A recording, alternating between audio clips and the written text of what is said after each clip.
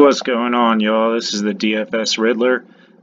Decided to do a video talking about the process that I use on Fantasy Cruncher for my NBA lineups. I did a video on my NFL process. Thought I'd throw out an NBA one. This is my first year doing multi-mass entry lineups with NBA. So far this season, I've been extremely successful. 49% win rate. Profitable so far, so it seems like the process is working. So if anybody out there is struggling with Fantasy Cruncher or building a process for NBA, hopefully this video will help you out. I do strongly suggest, as always, just take this process with a grain of salt. Take the good things out of it that'll work for you. Build your own process, guys. The most powerful thing you can do with DFS and the most contrarian thing that you can do is think for yourself. I firmly believe in that. Play good players, make good plays, have a good process that works. Repeat, rinse and repeat. That's all there is to it, guys. It's super simple. But anyway, so yeah, we'll get into my process. For the purpose of this video, we're going to be using a Fantasy Cruncher Rewind. Have it on November 25th slate, which was yesterday. It was an 11-game slate. So this is going to be a pretty quick video, guys. There's not much to my process for NBA, but I'll go ahead and get right to it. So the first thing that I would do would be to upload the projections into Fantasy Cruncher. The projections I use are Awesemos projections. You want to make sure that wherever you are getting your projections from, they are a reliable source. I recommend Awesemo, I recommend Daily Roto, or SaberSim. Those three are very reliable for projections. So get good projections, guys. That's the first step in being a winner at this. Once you get your projections uploaded into Fantasy Cruncher, NBA is the most projectable fantasy sport out there. We have a very good system that has been developed to be able to project a player's points based on their fantasy points per minute and the amount of minutes that they're expected to play. So, like I said, as long as the projections are good, you'll be good. But yeah, since this is a very projectable sport, guys, you want to run a very condensed player pool for NBA. Keep it short, short and simple, fucking really short and sweet, and you'll have success. So this is how I do it. Once the projections are uploaded, I will sort by projected value. Where are we at here? Value over here. Sort this by projected value so that all of your highest projected value players are on the top to bottom. And then what I'm going to do is I'm going to only include players in my player pool that have a value of 4.5 or better in their projections. So we'll go ahead and start selecting all these players. You can just click a player and then hold your mouse button and then scroll down, and it'll very conveniently just select all the players for you as you scroll it down. All right, so we got all our players to the 5.4 level. Keep going.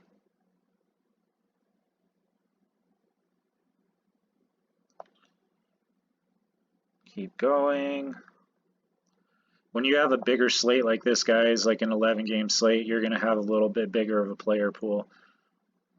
But we'll be reducing this a lot more in just a little bit, and I'll show you how.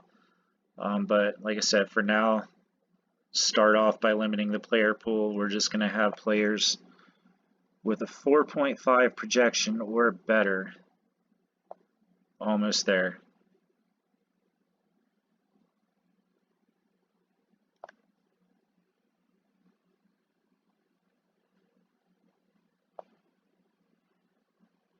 Maybe almost there.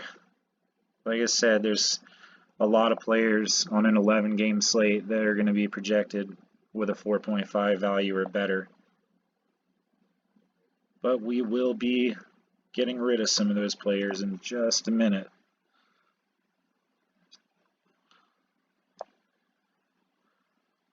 There we go, we're at the 4.5s.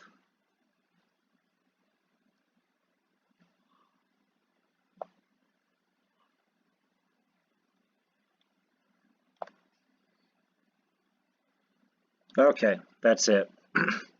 So right now you can look up here, you see that we have 129 players in the player pool that we selected so far. The next step that I'm going to do is I'm going to go over to the advanced options. We're going to change the unique players per lineup to just one. All of this stays the same right here. And then what I'm going to do is I'm just going to run 150 lineup crunch using my projections with just the player pool of 4.5x value or better that I selected. And then we will we'll see how many players out of that, what do we say, 129 players. We'll see how many players that Fantasy Cruncher actually uses out of those 129. It's going to use a whole lot less. I mean, pretty much all this program does, guys, is it takes the projections that you upload into it, and it gives you the best possible combinations of lineups based on those projections. So especially right now with 0 limitations that we put on Fantasy Cruncher and only one unique lineup per player, most of these lineups are going to be extremely similar. But Fantasy Cruncher is grabbing the best players possible out of those 129 that we selected for the player pool. As soon as this crunches the 150 lineups, whatever players that it uses, that will be my actual player pool. So you see right now we've got 30 players used, 31. By the time that this gets to 150, should be somewhere around like the 38 to 42 range of players. That's usually where I end up on a larger slate, guys, like an 11-game slate. Still a very small player pool for how many players are actually in it. But like I said, you got to take a stand somewhere on this, guys. That's what this is about. It's all about leverage. You know, you see right now, Malcolm Brogdon, I'm getting 100%. In NBA, guys, I have no issue whatsoever having 100% ownership on a couple of players. As a matter of fact, the top 10 players that I end up having in my lineups, the top 10 owned players, I like them all to be 25% owned or more. Just creates a ton of leverage in your favor. I mean, if you're moving the needle every single time if you have like an 82% Hassan Whiteside that's just going ham, going crazy, putting up all kinds of fantasy points. It's going to benefit the majority of your lineups. So, I mean, there is more risk involved with this. Obviously, if you have a good portion of these highly owned players that you end up with, if they end up doing poorly, you're probably going to have a pretty bad night. But like I said, basketball is the most projectable fantasy sport that's out there, guys. So I trust the projections. You know, you have some off nights where it doesn't work out because there still is variance in the sport. But for the most part, like I said, you get this kind of leverage, and if your players actually do go off, you're winning big time. Say if Larry Nance, he had a phenomenal game last night, by the way, 40-some fantasy points. But say if I have 79% of them in the field only went 30%, even if you consider 30% pretty highly owned, I still have more than double the field. So I got that leverage. I'm moving the needle anytime this guy does something. So this is just this is the style of play that I like to go with for NBA, guys. It's all about the leverage and the ownership for me. And you want to have a nice even keel on your lineups. Like you want to have a good mix of highly owned chalk players, because there's a reason that they're chalk. Like I said, with it being so projectable, chalky players are most likely going to go off. But you want to have a good mix of those good chalk players, along with a mix of some really high upside, low owned players. So you kind of meet in the middle and you have a little bit of both. And as soon as this finishes up, this crunch here, I'll show you how we diversify our lineups with chalk and with low owned players. So we're almost there, guys. We've got 38 players in our lineup so far. Like I said, what did I say? We'll probably end up with somewhere around like 38 to 42 players. See if we get 39 in here.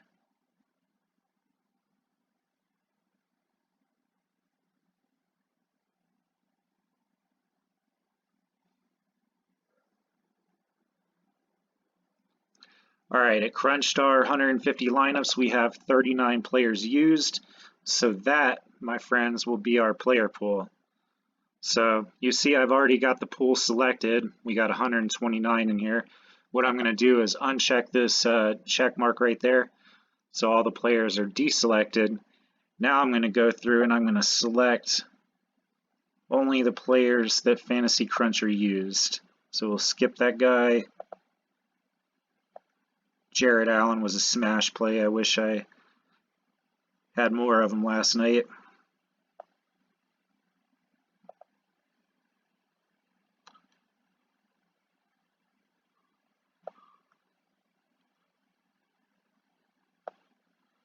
Schroeder, Sterling Brown, Trevor Graham.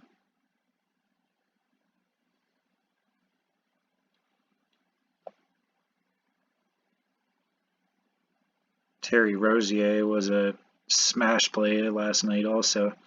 So you got some of these super high or low owned guys that end up going off, and that's what wins you the GPPs. And oh my God, Giannis and Antetokounmpo, however you say his name, he fucking crushed it last night at 83 fantasy points. Took down the $400 dime time for me. He was a great play. Lillard, Tobias Harris, got Jordan Clarkson, 1%. Fournier. You notice how, I mean, I'm literally just skipping all of these guys that didn't get used, not thinking twice about it. I have zero bias when it comes to this sport, guys. I don't care how good that you think that these players are, or how good that they are. I trust the projections. Awesemo and their team, they do a great job with the projections, and that's why they're professionals at it. So I will take the players that in my player pool that have the upside to get there according to Awesemo's projections. Like I said, because that's what I trust. And like I said before, you don't have to use Awesemo. There's other good sites with good projections. It's just what I use, and it's what works for me. So, like I said, do what you do. Do what works for you. I just, I want to share this strategy that has worked so well for me so far this NBA season. All right, so we got 39 players selected. This is our player pool, guys. So now we're ready to crunch our final line. We're going to go back to the advanced options. Going to change it to 3 unique players so we get some good diversity in our final lineup. Oh, okay, so hang on one second here. I'm going to get the player pool to update.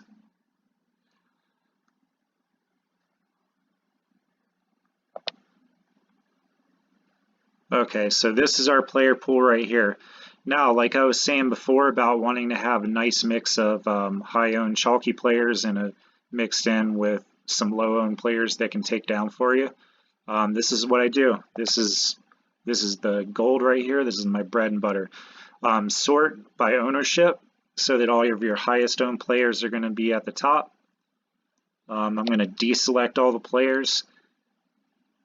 Now I'm going to select all the players that are projected to have an ownership of 10% or more.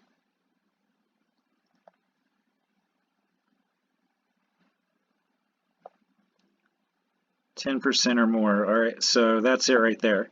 Stop with Lauri Markkanen. Click this little arrow right here. Click Add Selected to Group. Create New Group. We're going to call this group plus 10%. It's all the players that are over 10%. And we're going to make Fantasy Cruncher use at least 3 of these players in every single lineup. So that takes care of our chalky players. We're going to have at least 3 of the higher owned, chalkier players in our lineup. While I'm here, I'm just going to go ahead and disable the old groups that I have. So pay no attention to those groups. All right, so we got our chalky player group plus 10%. Now I'm going to deselect all the players once again. Now I'm going to select all the players projected at less than 10% ownership.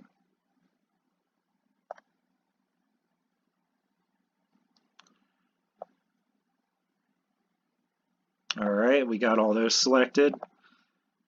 Add to selected group, create new group. Call this group sub 10%. Must use at least 2 players from this group. All right, so now that's how I do it. Every lineup is gonna have at least 2 players in it that are gonna be highly projected for value, 4.5 or better. Some of them really good plays with their projections, and they're all under 10%. So every lineup is gonna have 2 guys low owned with a high ceiling. That's what we want. Low owned players with high ceilings, guys. That's what takes down the GPPs for you. So yeah, use 2%, or I'm sorry, use 2 players from this group in every lineup. We have everything set. Now I'm just going to go ahead and add all the players back into the player pool. So we have all 39 selected. Back to advanced options. We have 3 unique players set. We are ready to crunch our lineups, guys. So let's see what we get.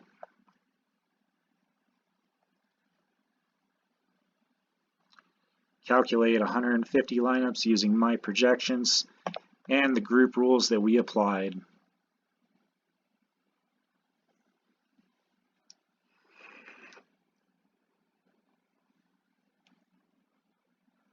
And this is pretty much it, guys. This is all I do. This is how I do it. Get that nice mix of players. As you notice, Fantasy Cruncher displays, you can see 10 players right here, your top 10 owned players. Every single one of my top owned players is going to end up at least 25% owned. 25% or better. And then up here near the top, I'm going to have players ranging in the 60 to 75% range. 100% of Malcolm Brogdon. Out of all of my core players that I had for yesterday's slate, him and Jeff Teague were one of the only 2 that, Jeff Teague especially, super underperformed. But I had enough of these other players in here that were low owned, and I had so much leverage on them that I was able to crush it. I did really well on this slate. So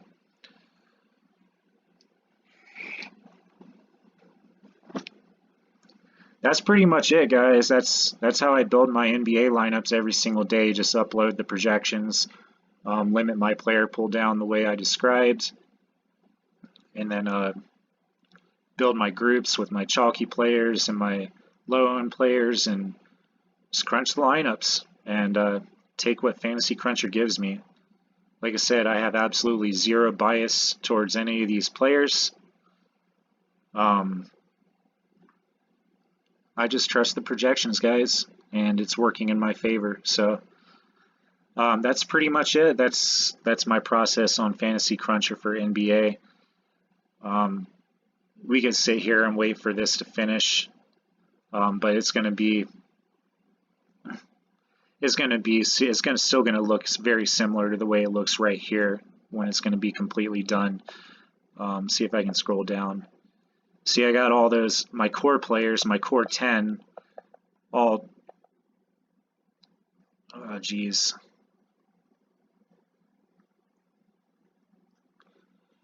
Oh, well, backed out of that. Anyways, that's going to do it for the video, guys. What I was trying to show you is that I got 10 players that are 25% owned or more, that I own 25% more of, and then I've got sprinkles of all the other players at the bottom, 5%, 10%, all the players, those low owned players that will take down those GPPs. But yeah, that's it. Hope you guys enjoyed the video. I hope this helps you. If you are new to Fantasy Cruncher or new to playing mass multi-entry and DFS in general, hopefully this video will help you build a process for NBA. Until next time's video, good luck and win lots of money at your DFS games, guys. Cheers.